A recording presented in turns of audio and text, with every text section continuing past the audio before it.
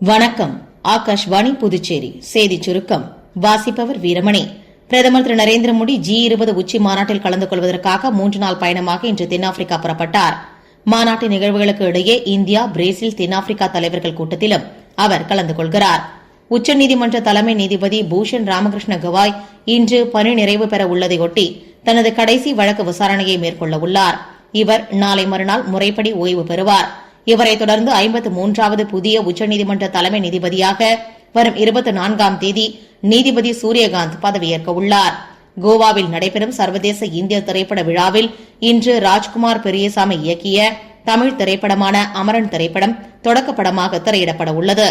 இந்திய பனோரமா பிரிவில் மொத்தம் 25 திரைப்படங்களும் 5 அறிமுக திரைப்படங்களும் விருதுகளுக்காக போட்டியிடும் 5 வலைத்தொடர்களும் உட்பட 20 திரைப்படங்கள் இடம்பெறும்.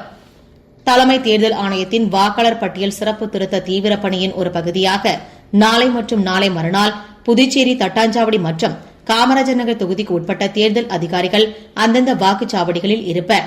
வாக்காளர்கள் இதுவரை படிவங்களை பெறவில்லை எனில் அதிகாரிகளிடம் படிவங்களை பெறலாம் என்றும், படிவங்களை பெற்றவர்கள் தங்களது பூர்த்தி செய்த விண்ணப்ப படிவங்களை அதிகாரிகளிடம் சமர்ப்பிக்கலாம் என்றும் இந்த வாய்ப்பை பயன்படுத்திக் கொள்ளுமாறும் வாக்காளர் பதிவு அதிகாரி திரு அர்ஜுன் ராமகிருஷ்ணன் தெரிவித்துள்ளார்.